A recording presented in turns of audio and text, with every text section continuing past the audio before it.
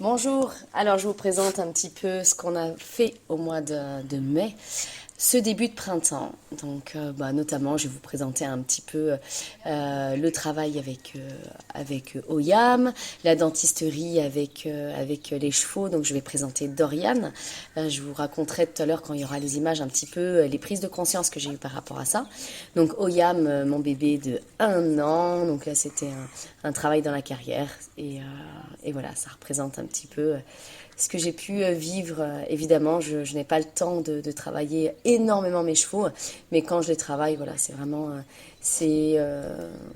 on va dire, c'est de la connexion. C'est vraiment, c'est travailler la famille, c'est travailler avec un animal avec qui on est en lien, en relation, une connexion.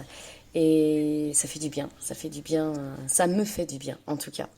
Donc après, on va voir tout le travail qui peut y avoir, tout ce qui est tonte de tout le domaine. Ouais, il y a beaucoup, beaucoup à tondre. Donc on utilise la tonte pour après tout ce qui est la permaculture. Et puis, il y a les beaux cadeaux de la vie. Les beaux cadeaux de la vie, même s'il pleut, on a eu beaucoup de pluie dans ce mois de mai. Mais ça veut dire qu'il y a aussi des très beaux couchers de soleil, des très beaux levers de soleil, des très beaux arcs-en-ciel.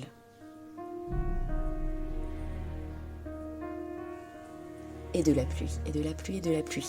Et ça veut dire qu'il y a de l'herbe et de l'herbe. Monsieur Talisman qui travaille.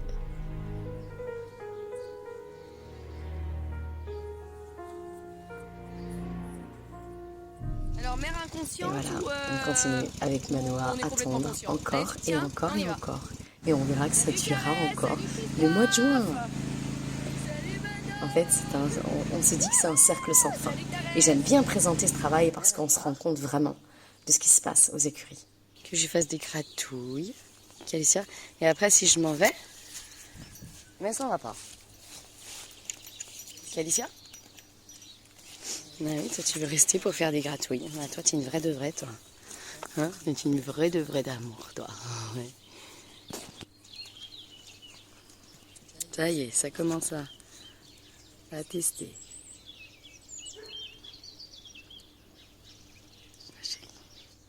C'est vraiment un bonheur d'être avec Calicia et Stella, de les voir grandir, c'est vraiment chouette. Donc là, mes 3 nouveaux canards qui vont être avec les poules, donc je les présente. Et comme je présente mes alpagas, mon âne, mes vaches, j'adore en fait voir plein d'espèces qui vivent ensemble. Et cette harmonie qu'il peut y avoir et cette gentillesse et cet équilibre émotionnel qu'ils ont, c'est quelque chose de des relations très ressourçantes, mais très très très très ressourçantes.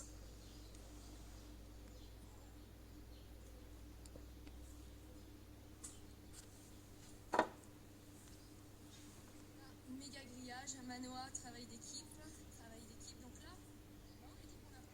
Donc là, on va voir un petit peu tout le chantier qu'on va faire avec Mao et Cornelia, une stagiaire. Donc là, la mission clôturer le champ pour que les poules puissent venir prochainement. Et c'était une sacrée mission. tout le grillage. Non, on a fait presque la moitié du grillage.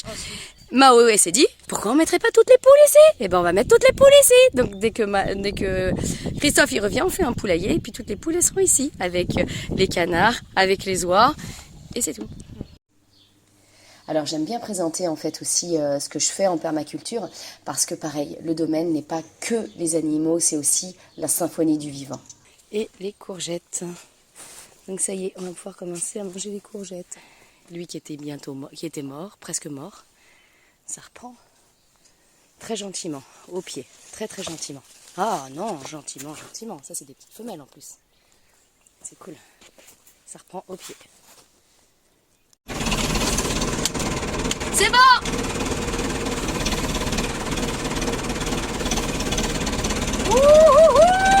Ça se lève le tracteur. Et voilà, on vient de faire toute la clôture. Ça c'est super bien enfoncé, hein? Qu'est-ce que t'en penses? Bon, il y en a des plus hauts, plus levés, mais franchement, en moyenne, ça s'enfonçait bien. Il n'y a plus qu'à grillager, c'est parti. Ils n'ont qu'une seule envie, c'est de se barrer. Par la porte où il n'y a pas encore d'électricité. Sympa les chèvres.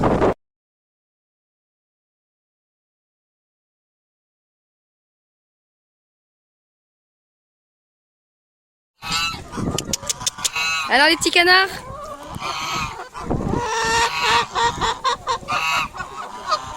Les petits chouchous qui se mettent au soleil. Petit bébé.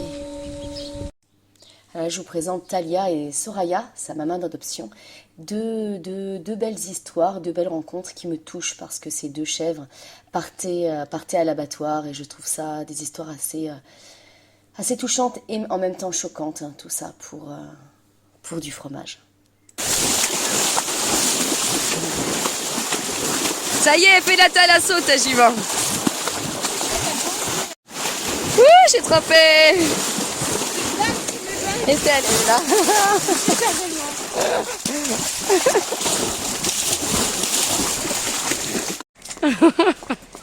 Alors, une jument qui cabre et qui donne des coups de pied, une jument qui fonce dans les jambes, dans les chevaux, et puis la mienne, elle est parfaite. Mao qui dit, mais je comprends pas, les pommes de terre, elles ont poussé au moins de 20 cm en 2 jours. En fait, on dirait pas du tout que ça a gelé maintenant, les pommes de terre. Pourtant, elles étaient noires, hein, Mao, t'es bien d'accord, c'est pas moi qui hallucine. Et Mao les a super bien butées, et maintenant, elles ont pris plus de 10 cm, ouais.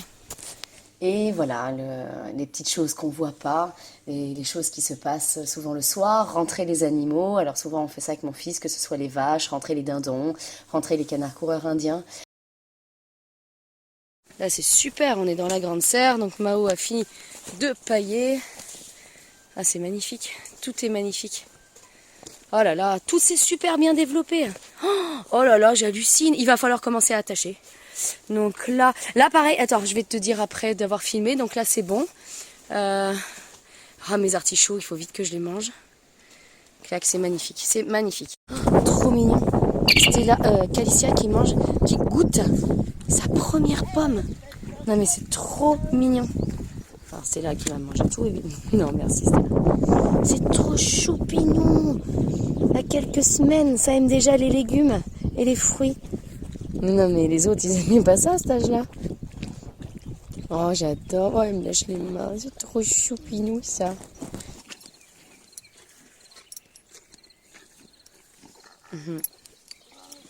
Calicia aime la pomme. Arrête, c'est là. Attention à tes petits doigts. Alors qui m'attaque? Est-ce qu'elle va m'attaquer? Est-ce qu'elle voit pas là? Voilà, elle voit pas que je la filme, la saloperie, la morue. Voilà, là, elle voit pas. Oh, regardez là. Mais c'est qu'elle ne voit pas. Tu vois pas que je mets mon téléphone en arrière? Ma chérie? Calice?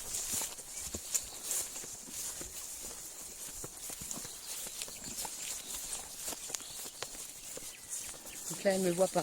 Voilà, qui m'attaque? Qui m'attaque?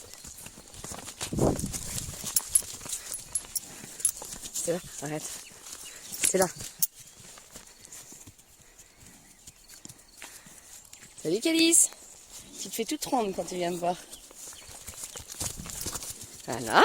Wouh, saloperie.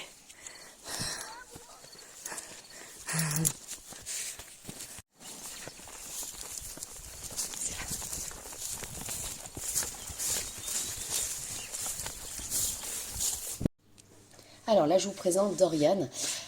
Dorian fait partie des chevaux que j'ai dû commencer à rééduquer pour la dentisterie. J'ai à peu près une cinquantaine de chevaux sur le domaine, donc 50 chevaux à faire en dentisterie à peu près tous les 10 mois. Et il y en a quelques-uns qui me posent problème. Il y en a à peu près 5 qui me posent bien problème, qui surréagissent, qui voilà, se comportent pas très bien quand on met la râpe dans la bouche. Et donc en fait, par rapport à ça, j'ai vu que j'allais complètement dans le mur. C'est-à-dire, en fait, je me disais, les chevaux sont compliqués, donc j'en ai 50 à faire, donc à un certain moment donné, il faut que j'enchaîne les chevaux. Et je me suis dit, donc je vais prendre 2 personnes pour tenir mes chevaux, pour aller le plus vite possible, pour les soulager le plus vite possible, et que les chevaux soient le plus vite débarrassés de la dentisterie. Échec et mat. En fait, j'ai loupé des grandes choses émotionnelles vis-à-vis de mes chevaux, notamment, je pense à Talisman, à Dorian, à Tigva. Des chevaux où je me suis aperçue qu'en fait, juste le fait, comme là vous le voyez sur les images, juste mettre la râpe, dans la bouche sans râper posait problème. Et donc là, je suis en train de le rééduquer, c'est-à-dire juste ce que je cherche, donc de le faire toute seule, c'est de mettre la râpe dans la bouche et qu'il n'y ait pas de cabrage, qu'il n'y ait pas de réaction disproportionnée. Il ne faut pas oublier que déjà le fait que le cheval ait un pas d'âne dans la bouche est quelque chose qui n'est absolument pas naturel ni agréable pour le cheval.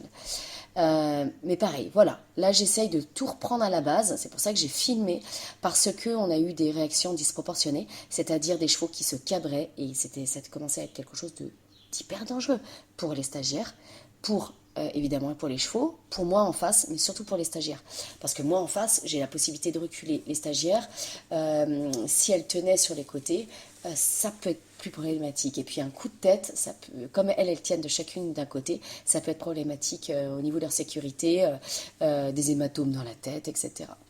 C'est important de se remettre en question, c'est important de se dire, mince, là, je vais droit dans le mur, comment je peux faire autrement? Bon, voilà, toujours pareil, j'aime bien partager un petit peu la vie aux écuries, les changements de prés, les réactions des chevaux les uns avec les autres, ces moments où les chevaux sont purement eux-mêmes, dans un cadre de vie le plus approprié possible pour eux. Et j'aime filmer ces moments-là. C'était important pour moi que je commence à faire des vidéos où on voit l'ensemble du domaine, l'ensemble de qui est-ce que je suis, qu'est-ce que je fais. Et parce que plusieurs personnes me disent combien d'heures tu montes à cheval, combien d'heures tu travailles les chevaux. Tellement de personnes veulent venir en stage à la maison et moi je leur dis mais non, ne venez pas en stage à la maison parce que c'est difficile. Parce que vous avez bien vu sur toutes les vidéos et je montre ça exprès, qu'est-ce que c'est la vie aux écuries de l'espoir, ça représente la symphonie du vivant. La symphonie du vivant est vraiment l'expression pour moi de pouvoir être en capacité de voir l'animal, mais que ce soit autant une poule, que ce soit autant un canard, autant un arbre, autant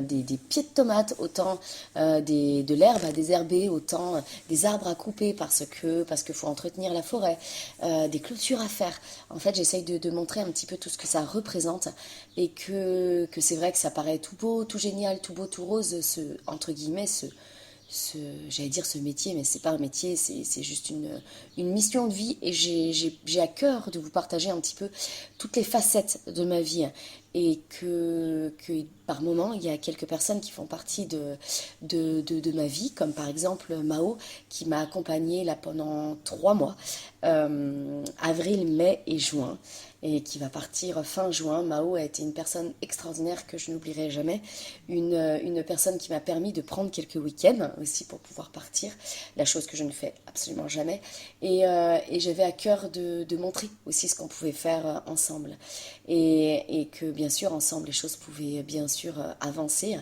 En fait il y a vraiment cette harmonie à faire les choses par moi-même, des choses que j'aime vraiment faire parce que je fais les choses avec ma conscience, avec mon ressenti, avec mon alignement, et le fait de pouvoir le partager avec l'autre, et le fait de le partager avec l'autre, par moment aussi, avec plusieurs stagiaires, il peut y avoir aussi des difficultés en fonction de comment eux ils sont émotionnellement, et par rapport à la charge aussi de travail qu'il peut y avoir. Donc attention s'il vous plaît, réfléchissez, le fait de me demander de venir en stage n'est pas forcément un cadeau pour vous, parce que si vous voulez, comme j'en entends tellement, si vous voulez juste profiter des chevaux et travailler les chevaux et apprendre à faire ça avec les chevaux, c'est pas venir en stage pour faire des stages au niveau éducatif, c'est vraiment des stages comme je propose sur mes stages avec mes élèves pour apprendre l'éthologie, pour apprendre à être avec le cheval et pas faire des stages au niveau école.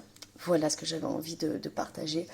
Donc évidemment, cette belle fusion des chevaux, cette belle proposition de la nature qui nous demande à chaque fois de nous adapter au soleil, aux canicules, aux orages, aux pluies et encore aux pluies, à l'herbe qui pousse, à la sécheresse, à tout ce à la grêle, au grand froid, au gelé, à tout ce que la vie peut nous présenter. À nous de nous adapter, à nous de pouvoir voir le vivant. Et j'aime dans ces vidéos vous montrer ce que c'est que pour moi, ma vision du vivant et ce que je peux voir chaque jour, dans les côtés positifs et dans les côtés un petit peu plus difficiles. En tout cas, voilà, je ferai quelques petites vidéos de ce qui se passe, mois par mois aux écuries. Là, je vous ai partagé un petit peu le travail avec un cheval que j'avais au travail. Un cheval qui était très compliqué émotionnellement, qui était très stressé. Un cheval qui était traumatisé par rapport à la badine, traumatisé, c'est-à-dire qu'on le montait, il était complètement hors de lui, avec des yeux complètement révulsés, en disant mais qu'est-ce qui se passe, pourquoi il y a quelqu'un là-haut? C'était un cheval, un cheval monté par des professionnels et qui n'a pas été écouté. Et j'ai eu à cœur de montrer quelques images. Et à la fin, je termine cette vidéo avec, les chèvres, la vie des écuries. Bon bah voilà. On s'abrite comme on peut. Yanaël, t'es mouillée? Ah, c'est la grêle. Non mais, il y a Loakim qui est en train de bugger. Il bug. Il a le câlin sous la pluie avec un rayon de soleil. Loakim, ça va? C'est cool la vie? Ouais. Il pleut. Zena, tu fais quoi? Elle est trop mignonne, elle mange.